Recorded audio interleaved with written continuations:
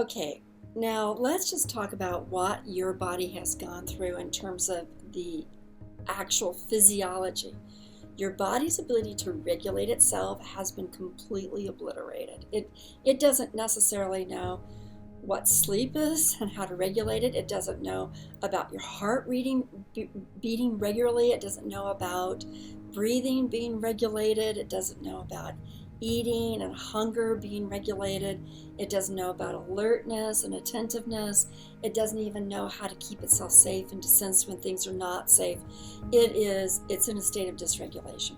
That is if you're just coming right off of an abuse and trauma situation. But even if you haven't completely been recovering or working with your body, you'll just kind of think about, is my sleeping refreshing to me? Is my sleeping something that I can rely on? Is it something that I can go into a sleep and I can carry it forward and I feel refreshed? I wake up in the morning, I'm refreshed. If it's not, then it's not regulated. Do you feel your heart being kind of like easily activated to being really fast or just dysregulated? And it's not because you have a heart complication that's physiologically based, or even if it is, you want to recognize that the stress and trauma has put your heart through a lot. It has learned how to be in a startled angst situation. And I don't know your particular situation, but you want to be aware of your heart. And to be able to regulate your heart is very, very important. Your breathing too, and what's interesting is that for individuals that go through panic attacks, they don't even realize how dysregulated their breathing is. They don't realize that they're not breathing, or they're breathing too fast or breathing too slow. They don't realize it. And since breathing can happen without you being aware, and your heart rate can happen without you being aware, to become aware and to actually exercise regulation is a very opposite way of interacting with your body. You may have thought, well, my body should just respond, and now that it's no longer under stress or abuse or trauma, it should just kind of come back to ordinary. And maybe to some degree it has, but to the degree that it still is in the startle response or shock response or chronic stress response, then you have to realize I have to actually teach my body how to go into a regulated state. In order to be able to do that, you have to learn the tricks of regulation. And it's just really actually that simple. You have to learn the tricks of regulation. I'm going to show you some tools you can actually get and use that will actually help you in the next video. This is equipment that helps you be able to regulate your heart, your brain waves, and also your breathing. Now, in addition to regulating your body in that regard, it also is not going to have a regulated appetite or a regulated way of eating. It's not going to necessarily crave things that are going to be really supportive of it. It's going to be responsive and reactive and kind of in the moment, an emergency sort of approach. And so you're also going to have to think, oh, I have to teach my body how to regulate its hunger, to either be hungry or to be hungry at the right time, to be craving the foods that are helpful for it and things of that sort. Another thing is true is that your muscles and your skeletal body is going to be dysregulated. When you're under stress, you actually probably physically get out of alignment. Your spinal column, your head, your neck, anything that's kind of flexible can actually get out of sync. Maybe you're used to putting your shoulders up. It's kind of a way of, kind of dealing with the dread of something happening. And as a consequence, you're going to activate the muscles right in here that are going to be too tight. Or maybe you put your stress in your lower back. A lot of individuals that have gone through abuse have neck pain and lower back pain because they haven't learned how to deal with their skeletal muscular structure and learn how to align. And in a sense, that's kind of a way of regulating your body, to learn how to align your body, which means that you need to retrain your muscles and your bones. Is exactly what alignment is. So that's what you want to consciously say to yourself is, I need to help my body learn how to align. Need to help it learn how to regulate itself. So let's talk about eating as a first line defense, because that's actually the easiest thing to change when you think about it. And maybe you're craving foods, high carbohydrates, high sugars, and things of that sort. And you may be craving them because your body has gone through a state of stress eating. Stress eating usually just feels like it has to like store up a lot of calories in order to be able to wait for the impending disaster. And so when you've been in a chronic state of stress or an abuse, it always feels like you're under a state of impending disaster. So your body stores and stores and stores and stores and stores. And it gets hungry and it craves those high calorie foods. So maybe it's high fat, or maybe it's high sugar, or maybe it's high carbohydrates in bready sorts of things, or maybe it's high salt. So, it's like, look to what it is you're eating. Now, some people eat ice cream because it makes them feel calmer and cooler, literally. Some people need something to chew on, like chewy candy, because it makes them feel like the stress is debunked, or that there's a connection, that there's a feeling of being present with it. That's different. Like there's this kind of control. Some people need to just eat lots of fat. It just feels like they need a lot of fat because their body seems to be burning it. It has that anxious kind of feel to it. And there may be variations of all these sorts of things for yourself. So you want to just ask yourself, well, what am I craving that is out of the normal healthy parameters? Now, you probably know what the normal healthy parameters are. And as I mentioned once before, my book, Own Your Peace, KISS Method for Inner Peaceful Living, it has a section all about being able to eat so that your body has peacefulness. So you can consult that. But all throughout the internet, there's all these ways of how do you eat so that you can have a sense of peacefulness, of regulation. You want your raw foods in there, if possible. That's your fruits and your vegetables. You want your grains that are whole and complete because they actually have a lot of anti-anxiety, anti-stress nutrients in them, such as your vitamin B's, your riboflavin, your thiamine. So that you're not getting rid of grains, you're just the whole grains.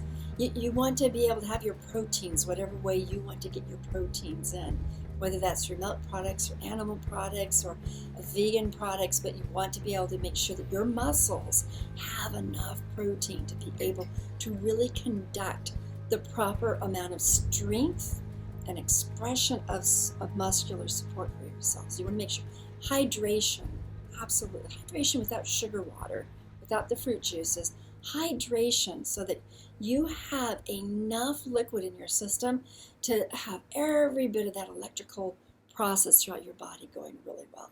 You'll find out that some of you would prefer warm liquid, others would prefer cool liquid.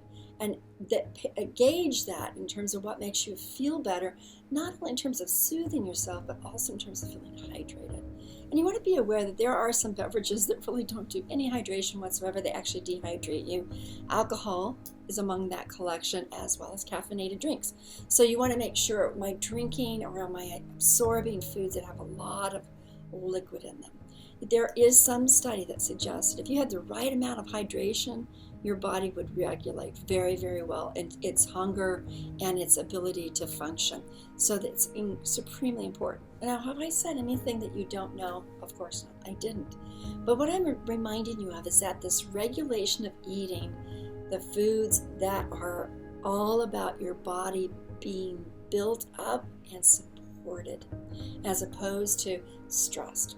The high sugars, the high fats, and the high carbohydrate, simple carbohydrate foods can stress your body and make you even feel hungry or thirsty or more exhausted.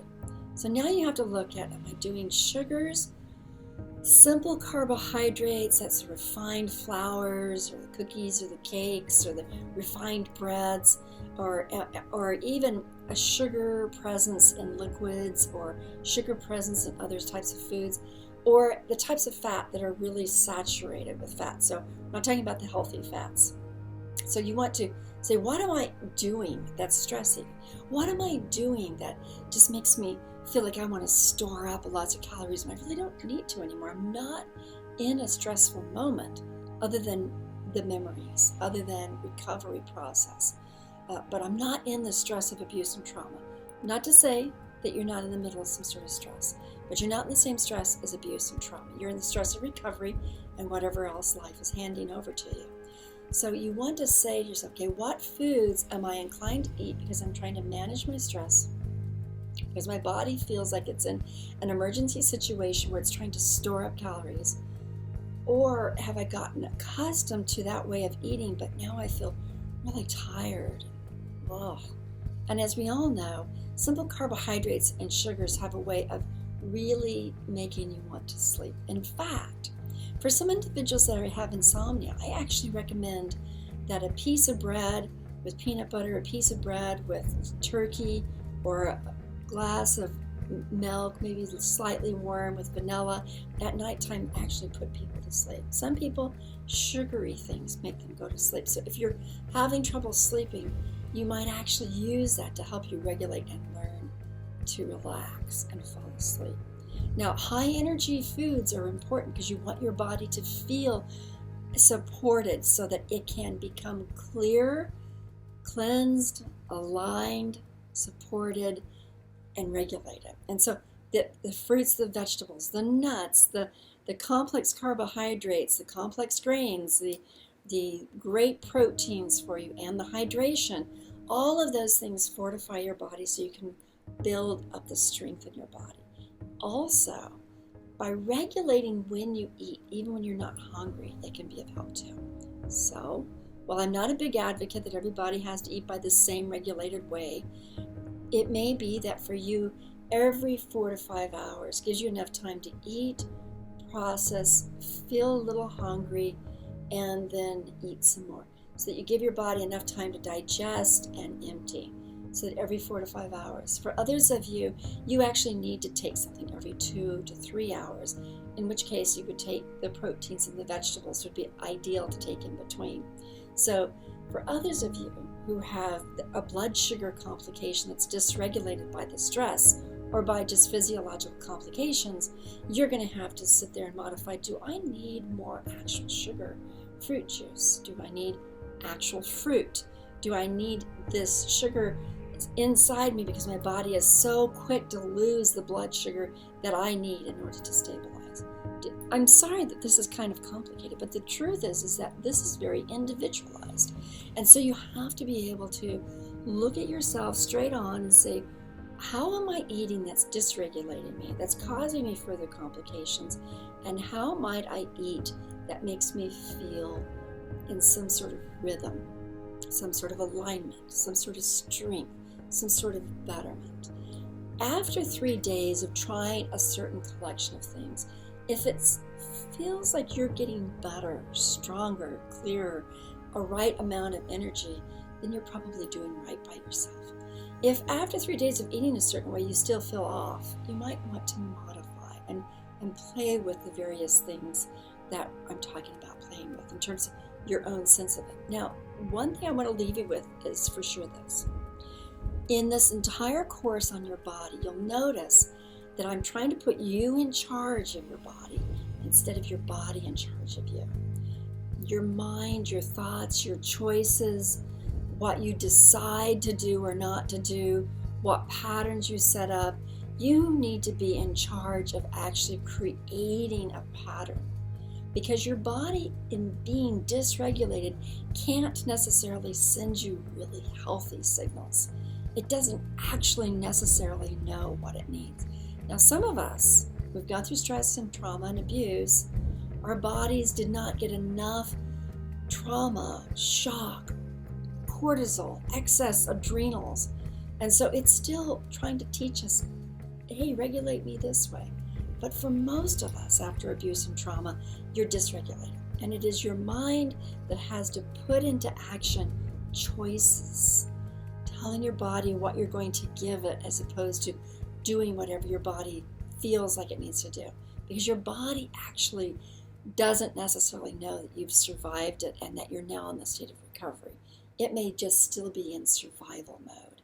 And so this is the way of kind of deliberately saying, I'm going to choose my foods. One of the easiest things to choose, I'm going to choose my foods and regulate when I eat them and how I eat them. And that I'm going to play with trying to keep this very consistent until my body feels a sense of regulation. And that's very helpful. It gives you power, but it also gives you responsibility. Ever so often, if you want to fall into a craving, okay, but realize after you've done that, what sort of dysregulation might have occurred afterward. And an example would be, let's say that you decide to ingest just a whole bunch of sugar, Let's say that after that you feel very relaxed and relieved, and it works fine. You go through the night, you sleep well, you wake up in the morning, you feel fine. Okay, so that one time of doing that did not dysregulate you, and your body used it well. But let's just say that you do this time and time and time again. Your body's energy level will actually go down, and you'll actually begin to have disturbed sleep, potentially. And in disturbed sleep, because your eating patterns, you can change your eating patterns to help you with your sleep, potentially. So that's what you want to be saying, okay, I've gotten off of a pattern here. How did it work? Pay attention to the best of your abilities. Okay, so go ahead and do the self-reflection, gain knowledge, and the meditations, and then join me for number 2.